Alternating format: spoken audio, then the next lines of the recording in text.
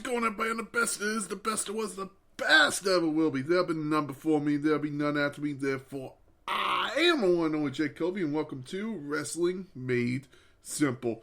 We got an action-packed week this week with your news of the week, followed by a Raw review as there is no SmackDown because it was a highlight show. We then have a review of the Royal Rumble 2016. I told you I would eventually do it. It's time. We have your drink of the week, followed by a reading from the Book of Rules, and then the Battle Droid of the week. Let's get into the news this week, though, as a returning star is coming to WWE. Apparently, Andrade, who wrestled his last match for AEW at World's End. I'll get to World's End later on in the show. I did watch it. I thought it was a fun pay-per-view, but I had a really big issue. So Andrade wrestled his last match for AEW and is apparently on his way back to WWE. They say he will debut probably this Friday at New Year's Revolution. If that's true, awesome to see. I love Andrade. It'd be cool to see him back in WWE, maybe with Zelina Vega again. But if he were to debut, it would be weird because Zelina Vega is currently a face. And another top star leaving Impact to come to WWE. Trinity, the former Naomi in WWE, is apparently very close to re-signing, as we have Trinity is finishing up her TNA contract and is apparently in renewed talks with WWE. A contract is apparently all but signed according to Fightful. And finally, congratulations to Gunther, who welcomed in his son to the world. Congratulations to him, Intercontinental Champion. Let's get into Raw now, ladies and gentlemen. As Raw kicked off with Nia Jax and Becky Lynch. I would have to say probably the worst match of the night. Even Becky Lynch couldn't carry Nia Jax to a great match. Becky Lynch would lose the match and was left bleeding. I guess they're building Nia Jax up as a Royal Rumble contender for the title at Royal Rumble. Yeah, okay. We then get Cody Rhodes challenging Shinsuke Nakamura to a match. Nakamura said he'll have to wait one more week to face Cody, and they will face on next week's Raw.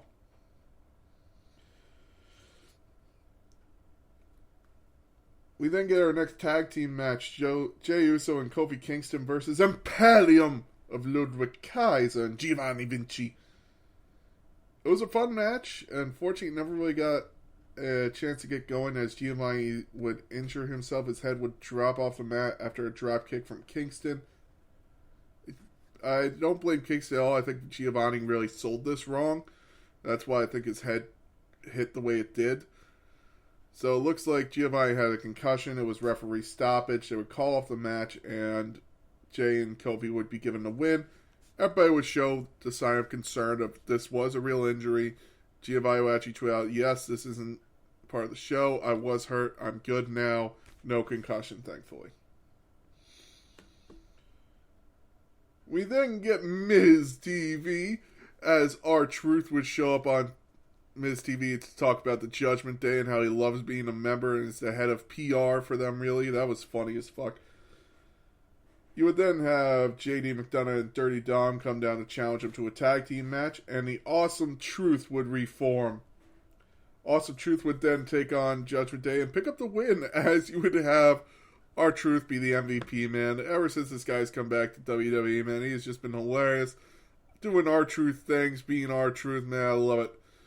He would make me laugh as you would have Dom say, you want to be Judgment Day? Then punch Miz, punch Miz. It was hilarious, man. I loved it. Miz would duck the punch. He would hit Dom, and they would the Awesome Truth would pick up the win.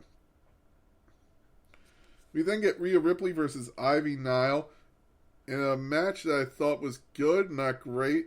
It really did showcase Ivy Nile, but I still think it ended too early to make her a serious contender for next time for the Women's Championship. We then get the former WWE champion everybody was teasing, Jinder Mahal. Jinder Mahal would make his return, and he says, I am a former WWE champion. He would talk down America. He would actually sing the national anthem in Punjabi and have people boo it, saying, and he just went, you guys just booed your national anthem. Now I'm really going to tell you how I feel about America and Punjabi. Yeah, Jinder Mahal, ladies and gentlemen. Yeah, he's the returning WWE. He's the returning WWE champion. If you smell what The Rock is cooking.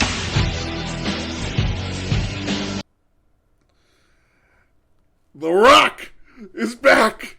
He showed up at WWE, laid the verbal smackdown on Jinder Mahal. This was awesome. I jumped out. I was watching this. I jumped out of my chair. I'm like, holy shit, all right, here we go. Here we go. He's back. And then, after beating the shit out of Jinder, laying the smackdown, The Rock had a question for San Diego. He said he wanted to go out and eat. Where should he sit when he eats? Should he sit in a booth? Should he sit at the bar? Or should The Rock sit at the head of the table? I guess we're getting it, ladies and gentlemen. Rock versus Roman Reigns.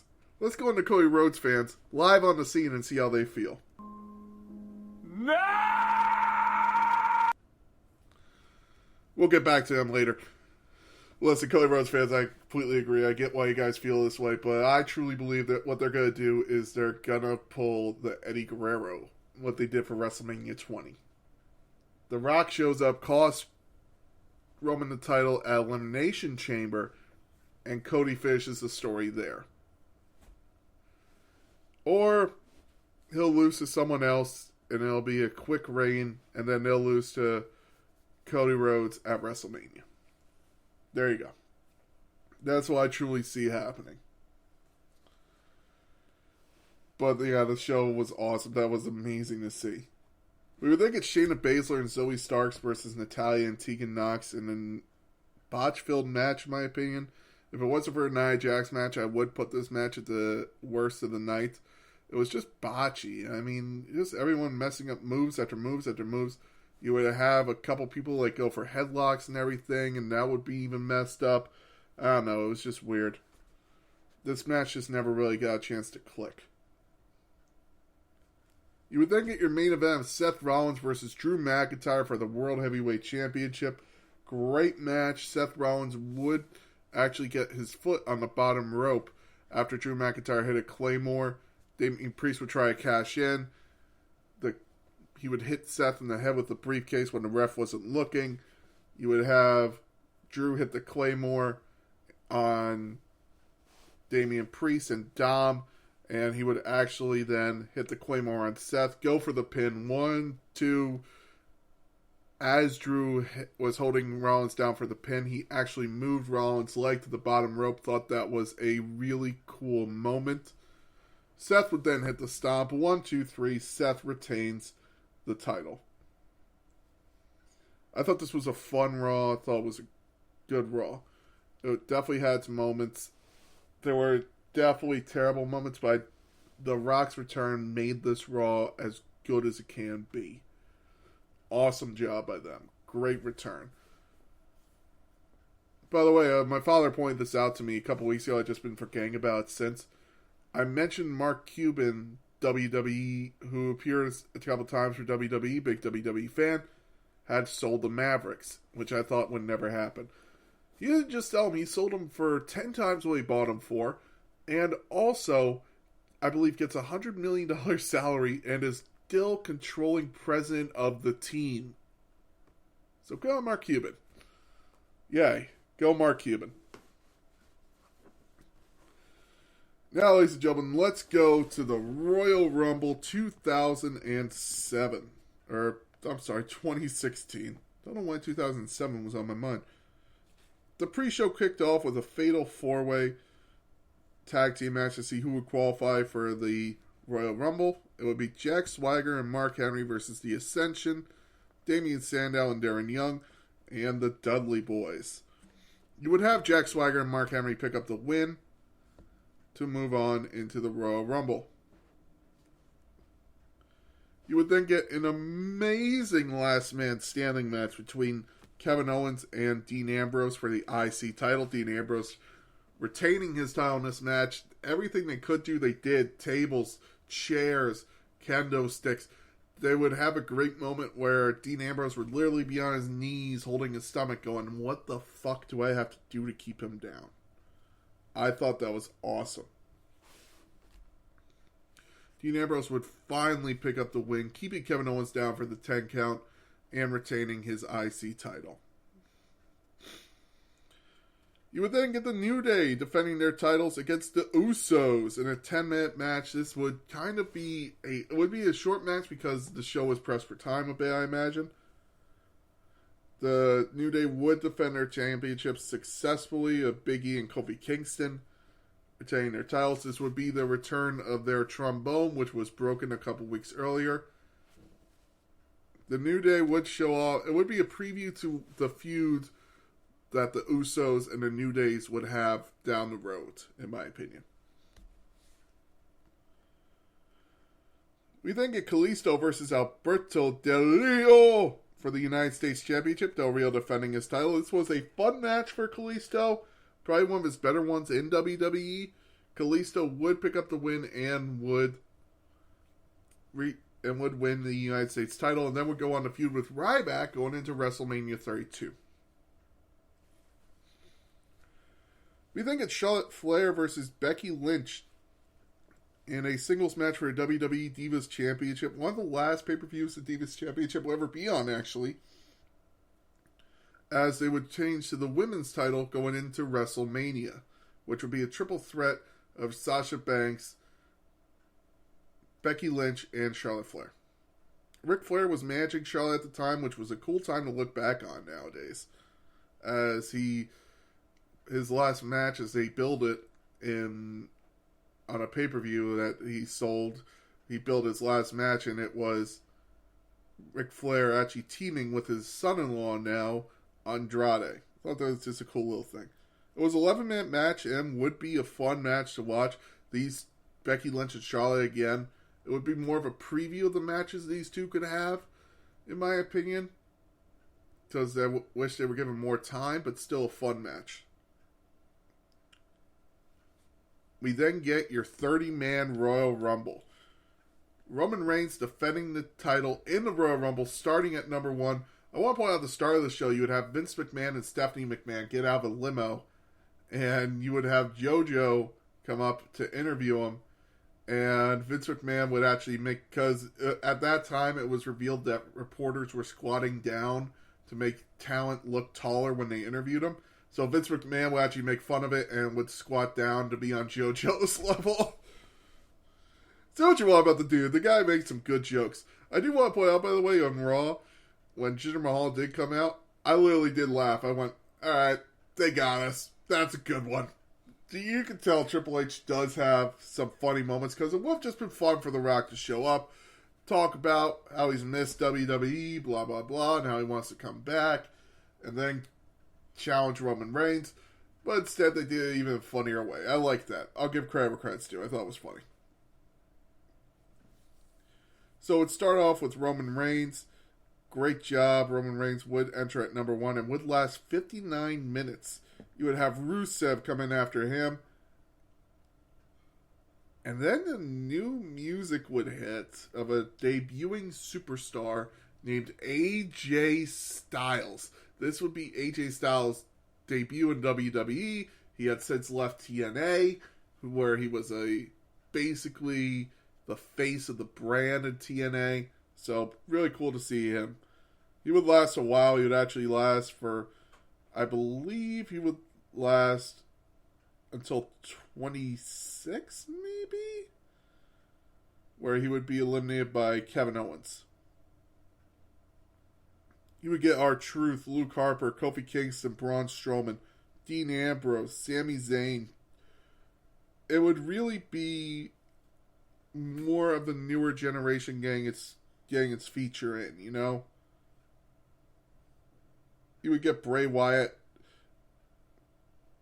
coming in, and then at number 30, it's time to play the game. Triple H would show up and would pick up the win. Triple H would eliminate Roman Reigns, Dean Ambrose. It was awesome to see. Triple H picks up the win and wins his 14th title. I know a lot of people have issue with this of the part-timer winning the title because they knew exactly where it was going, a WrestleMania feud, because it was originally supposed to be Roman Reigns versus Seth Rollins. But Seth Rollins' leg decided to implode on itself, so we would never get that at WrestleMania. And since that was actually supposed to be Roman Reigns' win over Seth Rollins, since then, Roman Reigns has never beaten Seth Rollins. I don't think once he has ever beaten him, actually, in singles competition. It's a fun Royal Rumble to look back on. You know, it has the weird matches, but besides that, I can really say it's a fun Royal Rumble. Awesome debut by AJ Styles. Great opening match. The women's match was fun. It was a cool preview for a tag team match. I just wish it got a little more time. Same with the women's match. I wish it was just given a little more time. The United States Championship match was as good as it could be with those two talents who really, unfortunately, in my opinion, never clicked. And I just thought it was a fun show. So if you're looking for a good one, here's a great Royal Rumble to watch. If I had to give it a grade, A-, A grade. Whew. You know, I could use a drink. Here's your drink of the week, ladies and gentlemen. So this is Johnny Walker Double Black. It's an amazing scotch. For those of you who don't know, I'm a big scotch guy. I'm a big cigar guy. And I always love a good scotch. This was given to me for Christmas. And I gotta say, the smokiness and the creaminess of scotch, which you don't usually get creaminess in scotch, you will from this. It's a great drink. Happy to have over ice or just simply straight. Delicious. But when you're drinking this, just remember scotch is a heavy, heavy drink. So please drink responsibly. Do not drink and drive. Do not overconsume on alcohol. Do not drink if you are under 21 in the United States. Please drink responsibly. And now we're reading from the Book of Rules. Dear superstars, during competition, please do your best to remain inside the ring. Remember, safety first. Talent relations. A reading from the Book of Rules. And now, everybody, it is time for the Bell Droid of the Week. Now, I was tempted to give this to Sasha Banks. Sasha Banks is apparently asking WWE for a $3 million contract, which would put her on level with Roman Reigns, Charlotte Flair, and all those people. She apparently asked for this, and this is when talks fell through with WWE. They were going very well, and she decided to bump up her number to as much as she could. I honestly truly believe her intention was never to return to WWE. I think she is just trying to get as much money as she can from anyone, and she's probably going to use this to get a better number from Tony Khan in AEW. Now, I'm not going to judge her. Get your money, girl. Try to get as much money as you can when you can get it. Because Lord knows our wrestlers' careers can be short-lived when they're not careful. So, I hold that good for her. Try to get her money. But to me, if I had to compare her to anyone right now, she is the Ultimate Warrior. She thinks she's Hulk Hogan, when we all know she's not. She's a great performer, awesome, and will go down in the history of this business as a great, but is definitely not the top tier, like, in my opinion, Charlotte. I won't say top tier. I'll just say isn't what people higher-ups view her as. Higher-ups view her as the Ultimate Warrior, and they view Charlotte as Hulk Hogan. And again, it was Vince McMahon. He wrote, "You will never be the caliber of Hulk Hogan." Now, is she on the level of Charlotte? Honestly, I truly don't know. Because, Lord knows, I'm not the one to evaluate talent. I'm not. The only good thing I can do in fantasy football is tell you what a good kicker is. Even though I've been playing it for almost 11 years, if not longer. So, I was tempted to give this to Charlotte, but if I had to give it to anyone, it would be the AEW crowd for World's End. It was a good pay-per-view. I was enjoying it, but I noticed something. That crowd was so dead. it ruined the show for me. I was enjoying the show. I thought the matches were good.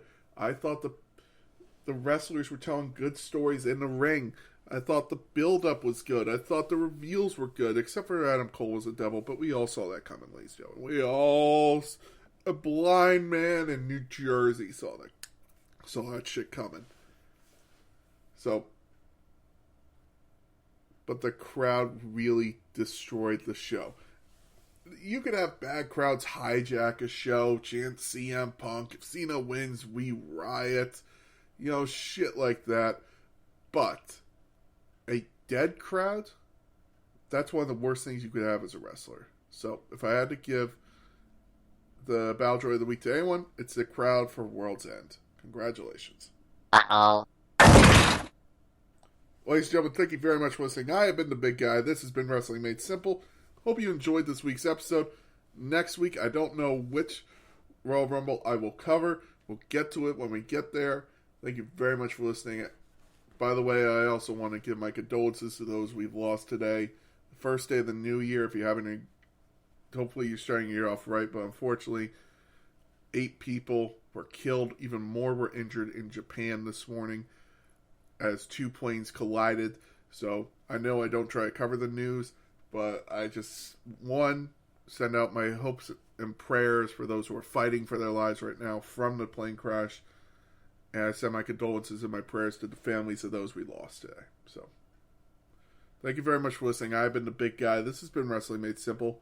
Have a great week in wrestling. I'll talk to you next time.